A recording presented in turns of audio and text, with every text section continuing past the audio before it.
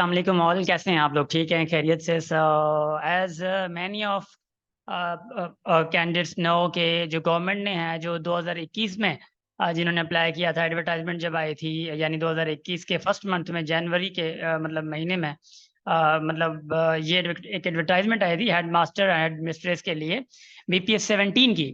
तो obviously apply तो वहाँ का किया हुआ था। बाकी वो झगड़ा जो चल रहा था हेड मास्टर हेड मिस्ट्रेस का, जो है ऑब्वियसली एक कॉन्ट्रैक्ट के बेस पे उनको सिलेक्ट किया गया था। फिर उस पर ऑब्वियसली जो कुछ केसेस वगैरह चल रहे थे, तो उनको अब वो क्लियर करके जो है गवर्नमेंट ने फिर से ऐलान किया। यहाँ पे ये लिखा भी हुआ है कि भाई इंशाल्लाह नवंबर के एंड ऑफ वीक में जो है ये टेस्ट लेंगे, प्री जो इंटरव्यू टेस्ट है, यानी प्री रिटन जो मतलब इंटरव्यू जो रिटन टेस्ट है वो लेंगे। वो obviously head master head mistress में जो सिलेबस है, ये सेकेंडरी स्कूल टीचर मतलब लेक्चरशिप स्पेसिफिकेशन वो अलग है और सेकेंडरी में अलग है। बट अभी मैं आप लोगों को जो बता रहा हूँ, अगर आप लोग हेड मास्टर या हेड मिस्ट्रेस के लिए आप लोगों ने अप्लाई किया हुआ है, being a professional, this is Asif Ali obviously, and I have done graduation from Sukkur IBA university and BEd education. Obviously bachelors हमारी डन है, तो we know the syllabus, and obviously हमें कोर्स कैसे करना है, कैसी सारी चीज़ें, ये इनका आइडिया होता है। और हमें 4 साल पूरा पढ़ाई यही गया है। तो देखें, आज तो मैं आप लोगों को बताने वाला हूँ कि आज आप लोगों की आउटलाइन जो है, मेन आउटलाइन क्या होगी। और आउटलाइन में क्योंकि 80% अगर ये है, 20% आप लोगों का इंग्लिश है ऑब्वियसली। अब 80% में क्या चीज़ें आ सकती हैं? अगर मिसाल के तौर पे 100 MCQs हैं, तो 100 में से अगर 80 MCQs आते हैं, तो ऑब्वियसली 80% अगर MCQs आते हैं, तो यू मस्ट अंडरस्टैंड कि भाई किस नौयत के कौन कौन सी 6 चीज़ें हैं जो कि आप लोगों को फोकस करना चाहिए। तो आज मैं ये बताऊंगा। अब पहले तो ये किसी को अगर पता नहीं है तो देख लेंगे भाई, पूरी सिंध के हवाले से 1565 जो पोस्ट हैं। और उसके बाद जो कैंडिडेट जो अप्लाई किया है, वो 31,085 लोगों ने जो अप्लाई किया हुआ है। IBHM to be excluded. ये देखो ना, IBA की तरफ से जो HM आए थे ना, उनको एक्सक्लूड करके इन्होंने कहा है कि वो मतलब कर सकते हैं। ठीक हो गया ना? अच्छा, बाकी ये नीचे वाली चीज़ें जो भी हैं ऑब्वियसली वो बात की बात है, आप इस पर मतलब कंसीडर करते हैं। देखिए, मैं आप तो या मतलब आप लोगों को तो एक आउटलाइन जो है इनकी, वो मैं तो आप लोगों को एक शेयर कर दूं कि आउटलाइन जो है मेन बड़ी ज़रूरी है। यानी एजुकेशन जो मटेरियल है, यानी आउटलाइन जो है एजुकेशन की, वो मैं मेन चीज़ें यहाँ पे आउटलाइन देखें। फर्स्ट से लेकर ये जो कंटेंट है 10 तक, ये सारी चीज़ें हैं। यानी सबसे पहले जो है इंट्रोडक्शन टू एजुकेशन है, education philosophical foundation of education, उसके बाद history of education, and then obviously आप लोगों के पास है प्रोमिनेंट एजुकेशन थिंकर्स जो हैं, एंड देन कॉन्ट्रीब्यूशन। वो सारी बताता हूँ मैं आप लोग। एजुकेशन पॉलिसीज हैं, ये सारी चीज़ें 1 से लेकर 9 तक जो भी चीज़ें हैं, और कुछ एक्स्ट्रा चीज़ें मैं आपको सजेस्ट करूंगा। ये चीज़ें ऑब्वियसली आप हमारे BEd नहीं, किसी ने आई थिंक स्टूडेंट ने बनाया है, we don't know about anything, but ये ऑथेंटिक लगा हम लोगों को, ठीक है ना? इसलिए मैं आप लोगों को बता रहा हूँ। By the we are from me academy Sukkur, so me academy माशाल्लाह से अपना नाम रखती है, तो हमें बड़ा ज़रूरी लगा कि आप लोगों को हम लोग आगाह कर लें इस हवाले से। एंड कोशिश हमारी ये होगी कि भी आप लोगों के लिए एक ग्रुप बना के, जिसमें हम लोग फ्री ऑफ कॉस्ट आप लोगों को मटेरियल भी भेज रहे होंगे। मटेरियल भेजने के बाद आप लोगों को इंशाल्लाह से सारी चीज़ें प्रोवाइड करते रहेंगे। एंड मैं इवन ऐसा करता हूँ कि लिंक आप लोगों को मैं दे देता हूँ।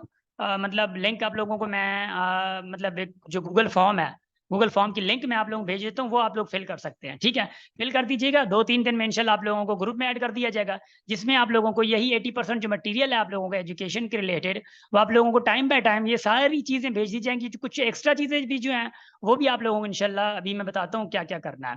ये थोड़ा आगे करता है, तो इनके मुताबिक जो भी कंटेंट है, देखो इंट्रोडक्शन टू एजुकेशन में क्या क्या आता है। इसमें ही सारा definition of education, elements of education, sources, AIIMS of education, goals, objective, types and modes of education, and conferences on Muslim education.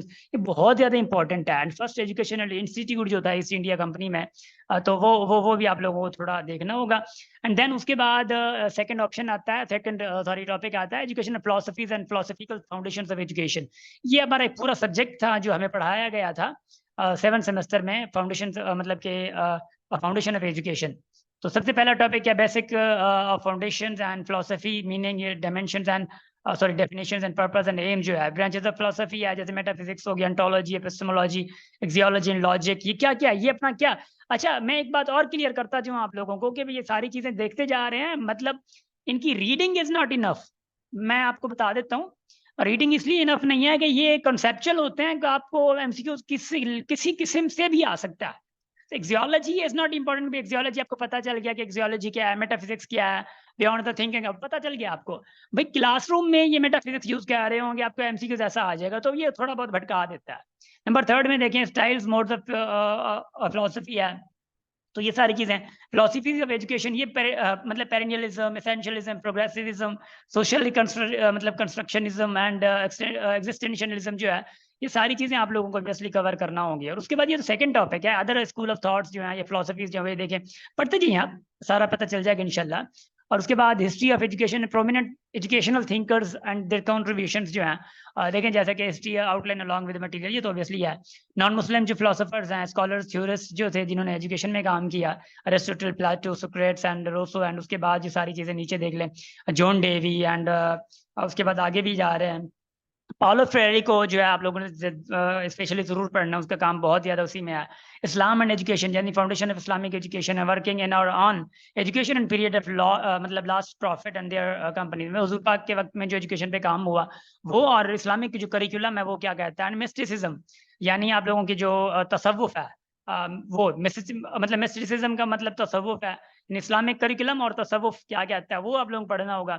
Muslim thinkers जैसे हैं, मुस्लिम थिंकर्स जैसे कि देखें इन्होंने बहुत ज्यादा लिस्ट है, तो क्या काम किया, स्पेशली इकबाल, शाह वलीउल्लाह, सैयद अहमद खान, मतलब मुल्ला निजामुद्दीन, उसके बाद मौलाना कासिम और अल्लामा जरनूजी, इमाम गजाली, इब्न सीना, इब्न अरबी एंड अल फराबी एंड मौलाना शिबली नुमानी, ये सारों ने देखो क्या काम किया है। दे नोटेबल जो क्या हुज्जतुल बलागा, नायाउल उलूम, और मतलब ऑब्वियसली ये जो बुक लास्ट में आई उस पे वाली। उसके बाद चौथा टॉपिक है educational policies and pre and post partition, मतलब हमारी पाकिस्तान पार्टीशन से पहले जो एजुकेशन पॉलिसीज थी, प्री पार्टीशन जैसे कि ये देखें, ये कॉन्फ्रेंसेस वगैरह जो सारी चीजें हुई, चार्ल्स ग्रांट्स ने, विलियम ऑब्वियसली विल्बरफोर्स ने, और चार्टर एक्ट 1813 में देखो 1800 से जो हुई है, और पोस्ट पार्टीशन से फर्स्ट एजुकेशन कॉन्फ्रेंस जो हुई थी फजलुर रहमान ने की थी, एंड नेशनल कमीशन मतलब कमीशन ऑन पाकिस्तान जो मतलब ऑन एजुकेशन जो हुई थी ऑब्वियसली, एंड 1959 में हुई थी। न्यू जो एजुकेशन पॉलिसी थी 1970 में ऑब्वियसली नूर खान ने की थी, मार्शल मतलब एयर मार्शल जो थे। एंड उसके बाद ये सारी चीजें देखें, आप पढ़ते जाएंगे तो आपको सारी चीजें आएंगी, मैं नहीं सारा चीजें पढ़ूंगा ताकि आप लोगों के लिए ज्यादातर मसला ना बने, यानी टाइम ज्यादा कंज्यूम ना हो।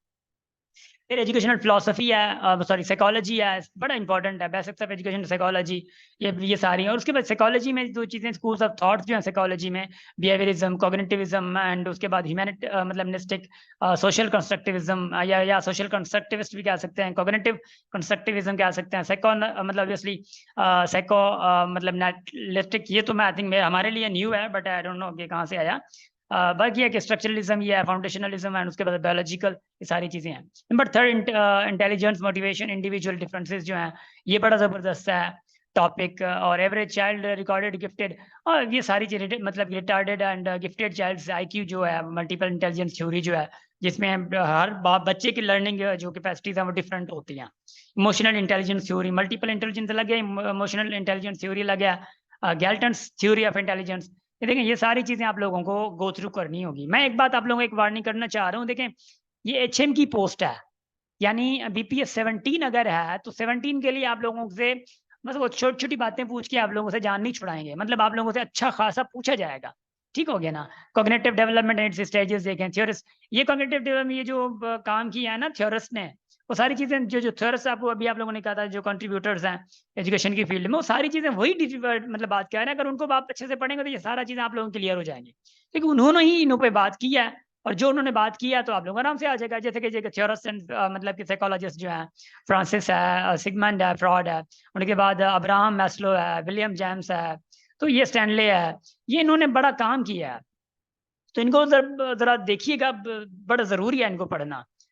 एंड देखिए other child development content, child development content बड़ा जरूरी है, मतलब बेटर सोशल मतलब और उसके बाद एरिक्सन थ्योरी है, एरिक्सन थ्योरी जो हमें बहुत ज्यादा डीप में पढ़ाई गई थी। नेचर वर्सेस नर्चर है, देखिए नेचर वर्सेस नर्चर, एक नेचर है, उसके बाद दूसरा आप पालते हैं, नर्चर मतलब नर्चरिंग होती है, तो इन दोनों में जो बड़ा जबरदस्त मतलब एक डिफरेंस है। और कोलर्स इनसाइड लर्निंग, कोलर्स ने भी काम किया, classical conditioning theory by Ivan मतलब पैवलो, इन्होंने सारा काम किया। असेसमेंट, मेजरमेंट एंड इवैल्यूएशन, क्योंकि असल में असेसमेंट, टेस्ट असेसमेंट, इवैल्यूएशन तो इन चीज़ों में बड़ा डिफरेंस होता है, तो आप लोगों को थोड़ा बहुत देखना होगा। पर्पस ऑफ असेसमेंट, जैसे कि types of assessment, purpose and characteristics and types of evaluations and types of test है, यानी इवैल्यूएशन एंड टेस्ट में क्या डिफरेंस हो सकता है। हाँ, तो एक कॉमन लोगों के लिए तो आई थिंक तो कि बड़ा न्यू होगा ये सारी चीज़ें। टाइप्स ऑफ क्वेश्चन है जैसे, और उसके बाद देखें ये सारी मीन मोडियन, ये हाँ ये बड़ा ज़बरदस्त होता है। Performance based assessment, validity, reliability, देखें ये यहाँ से देखें, studying two types of score, interpretation for test and norm different test and criterion different test. ये हम लोगों ने छठे या सातवें सेमेस्टर में ही पढ़ा था ये चीज़ें। स्टैंडर्डाइज टेस्ट जो है जैसे कि, और अचीवमेंट टेस्ट है, परफॉर्मेंस बेस्ड असेसमेंट है, वैलिडिटी, रिलायबिलिटी, ऑब्जेक्टिविटी। ऑब्वियसली ये सारी चीज़ें हम लोगों को तो अच्छे से पढ़ा दी गई है, मगर एक कॉमन बंदे के लिए जिन्होंने रेगुलर नहीं किया है प्रोग्राम, तो उनके लिए बड़ा मसला है। Mean, obviously median, mode and mean deviation, ये सारा जब टेस्ट निकालते होते हैं, आप जब असेसमेंट कर रहे होते हैं, उसमें बड़ी ये सारी चीज़ें आ रही हो, जब रिजल्ट वगैरह बना रहे होते हैं आप लोग। और उसके बाद फैसिलिटी इंडेक्स है, discrimination of power, value of test, standard error of मतलब ऑब्वियसली मेजरमेंट है, एंड गेसिंग करेक्शन फार्मूला। ये सारी चीज़ें बहुत इंपॉर्टेंट होती हैं when you go for professionalism. Types of portfolio, even कुछ तो मैं कहता हूँ कि जिन्होंने रेगुलर नहीं किया ना, तो उनको पोर्टफोलियो का भी पता नहीं होता पोर्टफोलियो क्या होता है। हाँ, ठीक है ना। तो ये चीज़ें थोड़ा बहुत ज़्यादा ज़रूरी होती है। जिन्होंने रेगुलर किया है बीएड या एजुकेशन कहीं पे भी, तो वो उनको बड़ा अच्छे से मतलब इल्म होगा। मेथड ऑफ टीचिंग में ये सारी देखिए, lecture method, project method, discovery में, ये सारी चीज़ें टीचिंग मेथड्स हैं, स्ट्रेटजीज हैं, यानी टीच करने के लिए स्ट्रेटजीज एंड मेथड्स हैं। जैसे कि ब्रॉड अप्रोचेस जो टीचिंग की है, वो डायरेक्ट इंस्ट्रक्शन है, इनडायरेक्ट इंस्ट्रक्शंस है, इंडिपेंडेंट स्ट्रेटजी है, स्टडी है, इंटरेक्टिव इंस्ट्रक्शंस है, एक्सपीरियंशियल लर्निंग है, ये इसी में आ रही हैं। बट ये मेथड ऑफ टीचिंग या टेक्निक्स या स्ट्रेटजीज जो है, वो lecture method, project method, discovery method, demonstration method, heuristic method, activity, problem solving, drill method, Socratic method, inquiry method, question and answer method, deductive method, inductive method. तो ये सारी चीजें जो है आप लोगों के लिए बीइंग अ टीचर, यानी अगर आप एचएम बनने जा रहे हैं, हेडमास्टर बनने जा रहे हैं, तो यू मस्ट अंडरस्टैंड भाई टीचर जो है क्या अप्लाई कर रहा है, क्या नहीं अप्लाई कर रहा है। और learning taxonomy, Bloom taxonomy, main Bloom taxonomy है, जिसके 7 स्टेजेस होते हैं। ठीक हो गया। उसके बाद goals and objectives, learning domains. देखिए ब्लूम्स टेक्सोनॉमी तो ठीक है, ब्लूम्स टेक्सोनॉमी आ गई। ब्लूम्स टेक्सोनॉमी को असेसमेंट में कैसे इन्वॉल्व करना है, इट इज वेरी क्रूशियल। क्योंकि असेसमेंट आप जो पढ़ रहे हैं ना, ऊपर जो मतलब बताया मैंने असेसमेंट इवैल्यूएशन का, उसी में ये ब्लूम टेक्सोनॉमी बड़ा मतलब वो इन्वॉल्व हो रही होती है। और लर्निंग डोमेन्स में भी ब्लूम टेक्सोनॉमी का एक बड़ा हाथ है। जो कॉग्निटिव लर्निंग डोमेन है उसकी, और उसके बाद जो रिवाइज कॉग्निटिव लर्निंग डोमेन है, यानी पहले रिमेम्बरिंग हो जाता है, अप्लाइंग हो जाता है, या ऐसे जाके आखिर तक क्रिएशन तक आ जाता है। और उसके बाद डेव्स साइकोमोटर डोमेन जो है, ये साइकोमोटर डोमेन बड़ी जरूरी है। और इवन मैं थोड़े टिप्स दे दूं आप लोगों को, ये कब आई, कैसे आई, किसने दी, क्यों आई, किस चीज पे मेन इसका काम होता है। एप्लीकेशन आप लोगों ने देखनी है, क्योंकि एप्लीकेशन मोस्ट इंपॉर्टेंट है। जो सवाल ज्यादातर एप्लीकेशन से निकलते हैं। ठीक हो गया ना। इंशाल्लाह आप लोग जब हमारा व्हाट्सएप ग्रुप आप लोग ज्वाइन करेंगे, तो it will help you a lot. ठीक हो गया ना, it will help you a lot. Okay, इंशाल्लाह ग्रुप में आप लोगों को अच्छा खासा मटेरियल मिल जाएगा। सोलो टेक्सोनॉमी जो बहुत इंपॉर्टेंट है, जो जॉन बिग्स एंड मतलब के केविन कॉलिन ने दिया था 1982 में, सॉरी, ठीक है ना, 1982 में इन्होंने दिया था। बड़ी ज़बरदस्त एक टेक्सोनॉमी है। ब्लूम टेक्सोनॉमी की ऑब्वियसली मतलब बाद आई थी, बट ये भी बड़ी ज़बरदस्त है। और ये फिक्स टेक्सोनॉमी भी है। टेक्सोनॉमी से आप जरा बड़ा ज़रूरी पढ़ना है। ठीक हो गया ना। और उसके बाद 9th नंबर है करिकुलम डेवलपमेंट। करिकुलम ऑब्वियसली अगर आप टीचर बनने जा रहे हो, आपको अगर करिकुलम का पता ना हो, तो ऑब्वियसली you're not called मतलब effective teacher. So curriculum is very important to understand curriculum, to understand curriculum and deep. यानी लेट्स से करिकुलम की डेफिनेशन से लेकर, अगर मैं बात करता हूँ, डेफिनेशन से लेकर उनके टाइप्स तक, उनकी एप्लीकेशन तक, सारी चीज़ें आप लोगों के लिए बड़ा ज़रूरी है। यानी एलिमेंट ऑफ करिकुलम हो गया, उसके बाद टाइप्स ऑफ करिकुलम हो गया, हिडन करिकुलम है, रिटन करिकुलम है, नल करिकुलम है, ये क्या होते हैं, ये सारी चीज़ें आप लोगों को पता होना चाहिए। और फाउंडेशन ऑफ करिकुलम, यानी करिकुलम कैसे बनता है, यानी करिकुलम की ऑब्वियसली एक तो फिलोसफिकल फाउंडेशन होती है, यानी आप किस सोच का रखते हो। उसके बाद सोशियोलॉजिकल मतलब सोशियो पॉलिटिकल जो है, वो आपकी सराउंडिंग जो है वो कैसे है, और साइकोलॉजिकल फाउंडेशन देखी जाती है, इकोनॉमिक कंडीशन देखी जाती है। सारी चीजें देख के करिकुलम बनाया जाता है। तो फाउंडेशन ऑफ करिकुलम का मतलब ऐसे ही कुछ समझ लें आप लोग। और उसके बाद models of curriculum development evaluation, जैसे कि रैशनल मॉडल हो गया, साइक्लिक मॉडल हो गया, डायनामिक मॉडल हो गया। अब ये जो नाम लिखे हुए हैं ना, जैसे कि ये रैशनल मॉडल है, ये टाइलर एंड हिल्दा ताबा मॉडल है, ये हम लोगों ने जबरदस्त पढ़ा हुआ है हम लोगों ने 7वें सेमेस्टर में। ठीक हो गया ना। हमें ये करिकुलम डेवलपमेंट पूरा हमारा एक अलग सब्जेक्ट था, 6 महीने पूरा पढ़ाया गया। साइक्लिक मॉडल पे व्हीलर एंड निकोल्स ने काम किया है। डायनामिक मॉडल ने वाकर मॉडल है, उसके बाद इन्होंने भी काम किया ऑब्वियसली दोनों ने। तो ये डिफरेंट मॉडल्स हैं, मॉडल्स में इन्होंने काम किया। लेट्स से क्या ऑप्शन आ जाता है कि भाई मतलब who work for cyclic model, लिखा हो व्हीलर, वाकर एंड हिल्लताबा, हाँ, तो obviously wheeler is the option है ना साइक्लिक मॉडल के लिए। तो ये भी चीजें हैं। इवन आप लोग जब रैशनल एंड साइक्लिक डायनामिक जब पढ़ते हैं आप लोग, तो आपको समझ ही नहीं आएगा। अगर आप लोग रेगुलर नहीं है फिर कहूँगा तो समझ नहीं आता। वो कभी कोई मिसाल के तौर पे कोई अलग से साइक्लिक मॉडल को या सॉरी डायनामिक को अगर आप लोग कह रहे हैं कि भाई इट्स लीनियर, तो लीनियर से मुराद क्या है? कभी कोई वर्ड आ जाता है कि लीनियर मॉडल, तो what does mean linear model, है ना? तो सारी चीजें आप लोगों को इंशाल्लाह जब हम लोग समझाएंगे तो सारी समझ आ रही है। Curriculum development in Pakistan, Pakistan में करिकुलम की डेवलपमेंट कैसी है वो भी समझना बड़ी क्रिटिकल है, ठीक है ना? इनके अलावा जो एक्स्ट्रा कुछ चीज़ें हैं मैं जो सजेस्ट करूंगा, क्योंकि ये एचएम की है तो एचएम बड़ा बड़ा ज़रूरी है, तो मैं जो एक्स्ट्रा आप लोगों के लिए सजेस्ट करना चाहूंगा वो एक्स्ट्रा कुछ थोड़ा नोट कर लीजिएगा। क्लासरूम मैनेजमेंट बड़ा ज़रूर पड़ी है कि क्लासरूम मैनेजमेंट के हवाले से, यानी मैनेजमेंट और एडमिनिस्ट्रेशन इसमें इंक्लूडेड नहीं, जिसने बनाई है एडमिनिस्ट्रेशन को जो है वो बड़ा ज़रूरी नोट डाउन करना था। एडमिनिस्ट्रेशन है और उसके बाद स्कूल इम्प्रूवमेंट का सब्जेक्ट हमारा पूरा पढ़ा दिया गया था स्कूल इम्प्रूवमेंट में। अब स्कूल इम्प्रूवमेंट में कुछ और चीज़ें जो इसमें इस आउटलाइन में नहीं मौजूद थी। अब स्कूल इम्प्रूवमेंट में जब हम लोगों ने पढ़ा था तो उसमें सारी चीज़ें आ रही थी, यानी एडमिनिस्ट्रेशन भी आ रही थी स्कूल इम्प्रूवमेंट में, और उसी में एडमिनिस्ट्रेशन लेकर लोअर स्टाफ तक भी आ रही थी, यानी हायर स्टाफ से लेकर लोअर स्टाफ तक सारी आ रही थी। उसके बाद रजिस्टर्स जो हैं डिफरेंट टाइप के आप लोगों के पास रजिस्टर्स होते हैं स्कूल के, हर रजिस्टर का काम क्या है, फंक्शन क्या है, वो कैसे संभालता है। तो हर अच्छा स्कूल में स्टाफ अलग अलग होते हैं, अब स्टाफ की अलग अलग वोकैब है, स्टाफ की अलग अलग वोकैब है, वो वोकैब को समझना। तो ऑब्वियसली अगर आपके पास एमसीक्यू आ जाता है डिफरेंट स्टाफ के हवाले से तो आप पहली बात है वोकैब में आप अटके रहोगे। तो ये ख्याल करना है, स्कूल इंप्रूवमेंट जरूर पढ़नी है। पॉलिसीज स्टडीज जो है वो देखिएगा, पॉलिसी स्टडी कहीं ना कहीं इधर थी मगर ये क्या पॉलिसी स्टडीज जो है मैं फिर भी उस पर फोर्स ज्यादा करूंगा, ठीक है ना? तो ये दो चार जो चीजें मैंने आपको बताई आप लोगों को, इन पे नजरसानी बहुत ज्यादा जरूरी कीजिएगा, ठीक हो गया ना? So it was all about from my side, and हमारी पूरी कोशिश होती है कि आप लोगों को कहीं ना कहीं चीज पे मतलब बताते रहें, आप लोगों को थोड़ा गाइड करते रहें।